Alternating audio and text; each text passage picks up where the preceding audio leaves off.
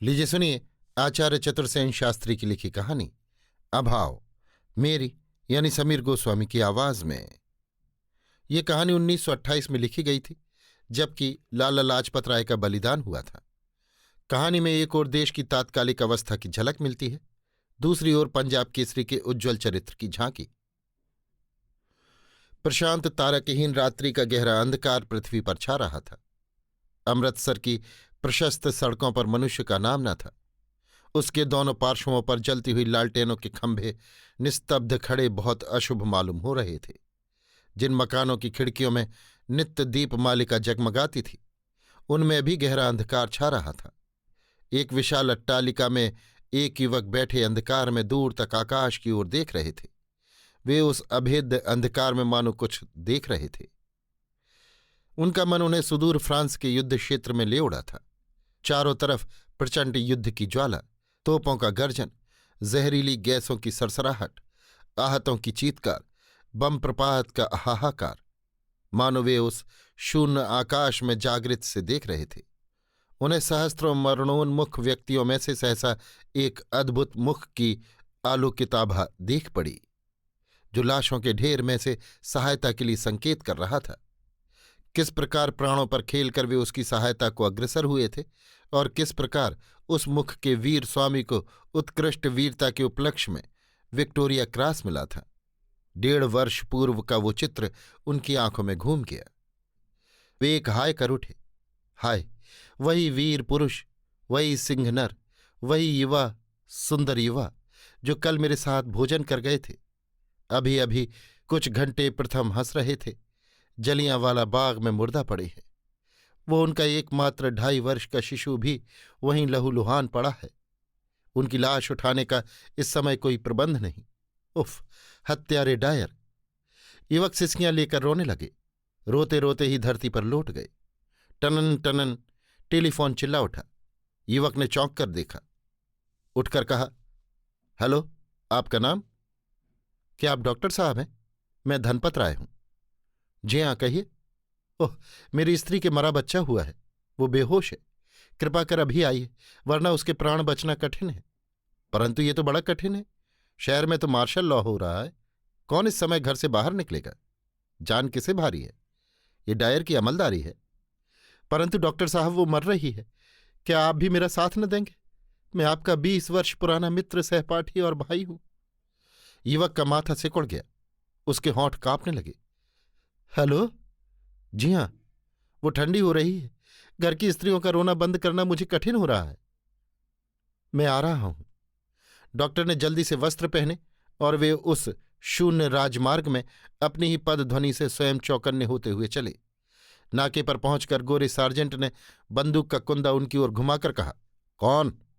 उन्होंने निकट जाकर कहा, मैं हूं doctor major R.L. Kapoor MD। मगर आप जा नहीं सकते, आप पास दिखाइए। पास मेरे पास नहीं है, एक रोकड़ी मर रही है, मेरा कर्तव्य है कि मैं जाऊं। वेल, तुम कीड़े के माफक रेंग कर जा सकता है। क्या कहा? कीड़े के माफक? यस, इस गली में इसी तरह जाना होगा। नीचे झुको। कदापि नहीं, मैं भी अफसर हूं और 35 नंबर रेजिमेंट का कर्नल मेजर हूं। मगर काला आदमी हूं, इससे क्या? कीड़े के माफक रेंग कर जाओ, तुम हिंदुस्तानी। ये कहकर गोरा यम वज्र की तरह तनकर सम्मुख खड़ा हो गया। डॉक्टर ने क्रोध और वेदना से तड़प कर एक बार होंठ चबा डाला और फिर वो धैर्य धारण कर धरती पर लेट गए। उनके वस्त्र और शरीर गलीज कीचड़ में लथपथ हो गए। उन्होंने पड़े ही पड़े पुकारा, लाला धनपत राय। धनपत राय ने द्वार खोलकर रोते रोते कहा, उफ, अब भी शायद बच जाए, पर क्या आपको भी उन जालिमों ने कीड़े की तरह? धनपत राय डॉक्टर के पैरों के पास गिरकर रोने लगे। डॉक्टर ने कहा, धीरज लाला धनपत राय, रोगी कहाँ है? रोगी बेहोश अवस्था में था। आवश्यक उपचार करने के बाद डॉक्टर ने कहा, क्या थोड़ा गर्म पानी मिल सकेगा? पानी नहीं, घर में सुबह से एक बूंद भी पानी नहीं। कुएं पर निर्लज्ज गोरों का पहरा है, वे पानी नहीं भरने देते। मैं 2 बार गया पर पीट कर भगा दिया गया। डॉक्टर ने बाल्टी हाथ में लेकर कहा, किधर है कुआं? आप क्या इस अपमान को सहन करेंगे? डॉक्टर चुपचाप चल दिए। कुएं पर पहुंचने पर ज्यों ही उन्होंने कुएं में बाल्टी छोड़ी, त्यों ही एक गोरे ने लात मारकर कहा, साला भाग जाओ। डॉक्टर साहब ने तान की एक घूसा उसके मुंह पर दे मारा। क्षण भर में 4-5 पिशाचों ने बंदूक के कुंदों से अकेले डॉक्टर को कुचलकर धरती पर डाल दिया। साहस करके डॉक्टर उठे और कीड़े की तरह रेंगते हुए गली के पार को चले और किसी तरह अपने घर के द्वार पर आकर वे फर्श पर पड़ गए। प्रभात हुआ। उनकी पत्नी ने आकर देखा वे औंधे मुंह जमीन पर पड़े हैं। उसने उन्हें जगाया और उनकी इस दुरवस्था पर आश्चर्य प्रकट करते हुए संकेत से पूछा, माजरा क्या है? क्षण भर में घर भर वहीं मौजूद था। सैकड़ों प्रश्न उठ रहे थे, परंतु डॉक्टर साहब विमूढ़ से बैठे चुपचाप आकाश को देख रहे थे। मानो एकाएक चौंक कर वे उठे। उन्होंने मुट्ठी भींच कर कहा, ओह, कहाँ है वो पंजाब केसरी? आज पंजाब के शेर उसके बिना यों कुचले जा रहे हैं। आज यदि वो होता। डॉक्टर साहब उन्मत्त होकर उठ बैठे और उन्होंने अपने उन घृणित साहबी ठाट के वस्त्रों को उतारकर फेंक दिया। फिर जेब से दिया सलाई निकालकर उनमें आग लगा दी। धीरे धीरे वो घर की सभी वस्तुओं को लाकर आग में डालने लगे। लोग आवाक होकर चुपचाप ये होली कांड देख रहे थे। अंत में धीर गंभीर स्वर में उन्होंने कहा, देश के पुरुषों का सम्मान संगठन देशभक्ति और स्वात्माभिमान की कल्पना से होगा। ये बढ़िया विदेशी ठाट और काट के वस्त्र पहनना और मोर के पर खौंस कर कौए की तरह हास्यास्पद बनना अत्यंत पाप कर्म है। मैं आज से ये सब त्यागता हूं। बंबई में हलचल मच गई। पंजाब का शेर महायुद्ध के बाद 7 वर्ष में फिर अपने देश में आ रहा है। आज फिर देश उसकी दहाड़ से गूंजेगा। आज पंजाब के आंसू पुछेंगे। आज न जाने क्या होगा। देश भर में धूम मच गई। देश भर के महान पुरुष उस सिंहनर को देखने को दौड़ रहे थे। बाजारों में जय जयकार के शब्द बोले जा रहे थे। सभा स्थान में तिल धरने को जगह न थी। महामना तिलक व्यास पीठ पर विराजमान थे। पंजाब केसरी ने उठकर गर्जना शुरू की। जनसमूह हिलोरे मारने लगा। मेरे देश की बहनों और भाइयों, मैंने विदेश में सुना है कि पंजाब ने जलियांवाले बाग में मार खाई है, और वे पंजाबी शेर जिन्होंने फ्रांस के मैदान में अपनी संगीनों की नोक पर इंग्लैंड की नाक बचाई थी, अपने ही घर के द्वार पर कुत्ते की तरह शिकार किए गए हैं। मैंने ये भी सुना है कि वो हत्यारा डायर अभी तक अपने स्थान पर आनंद उठा रहा है। यदि कोई पंजाबी बच्चा यहां है तो वो मुझे बताए कि उसके लिए उसने क्या किया है। सभा में सन्नाटा था। सुई गिरने का शब्द भी होता। उन्होंने आवाज ऊंची करके कहा, पंजाबी नहीं, भारत का कोई भी सच्चा सपूत बताए कि उसने इस अपमान का कोई बदला लिया है। मैंने सुना है वहां मर्दों को कीड़े की तरह रेंग कर चलाया गया था और स्त्रियों की गुप्तेंद्रियों में लकड़ियां डालकर उन्हें कुत्ती, मक्खी और गधी कहा गया था। अरे देश के नौजवानों, मैं पूछता हूं कि वे किसकी माँ, बहनें और बेटियां थीं? उन पिताओं, भाइयों और पतियों ने क्या किया? भीड़ में लोग रो रहे थे। एक सिसकारी आ रही थी। शेर ने ललकार कर कहा, हाय, मुझे उस दिन उस स्थान पर मौत नहीं नसीब हुई। अगर मैं जानता कि पंजाब के शेर बच्चे भी अब ऐसे बेशर्म हो गए हैं तो मैं वहीं जहर खा लेता और यहां अपना मुंह न दिखाता। जनता बरसाती समुद्र की तरह उथल पुथल हो चली। बहन बेटियां सिसक सिसक कर रो पड़ी और वृद्ध नररत्न तिलक की अश्रुधारा बह चली। पंजाब केसरी का कंठ स्वर कांपा।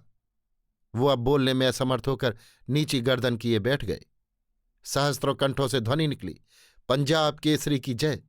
हम पंजाब केसरी की आज्ञा से प्राण देने को तैयार हैं। स्वामी श्रद्धानंद मारे गए। क्या कहते हो? अभी फोन आया है, एक मुसलमान ने उन्हें गोली से मार डाला। वो पकड़ा गया है? पकड़ा गया है? ये कहते कहते लाला लाजपत राय उठ खड़े हुए।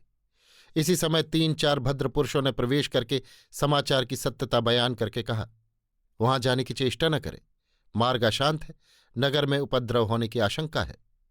लालाजी धीरे धीरे बैठ गए। विषाद के स्थान पर उनके मुख पर एक हास्य रेखा और नेत्रों में एक नई ज्योति का उदय हुआ।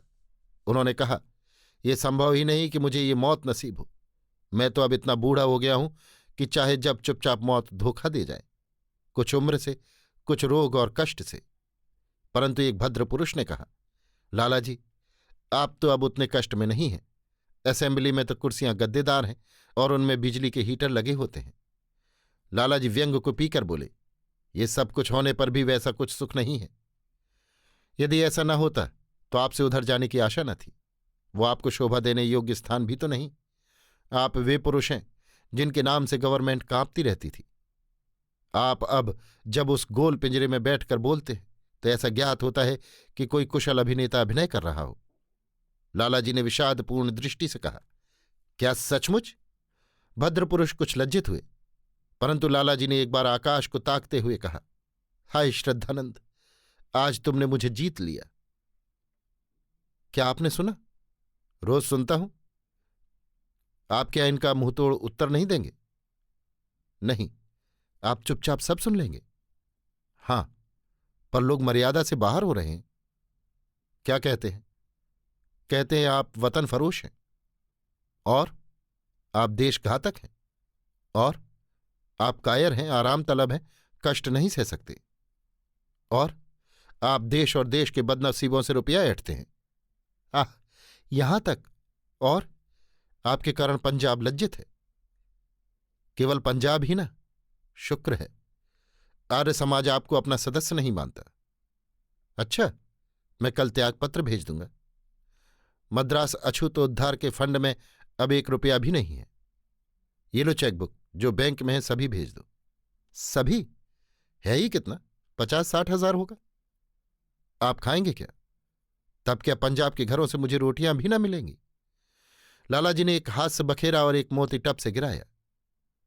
अभी उस दिन तो आप 1 लाख रुपए अनाथों के लिए और गढ़वाल के लिए दे चुके हैं। ये उस रकम से बचा हुआ माल है।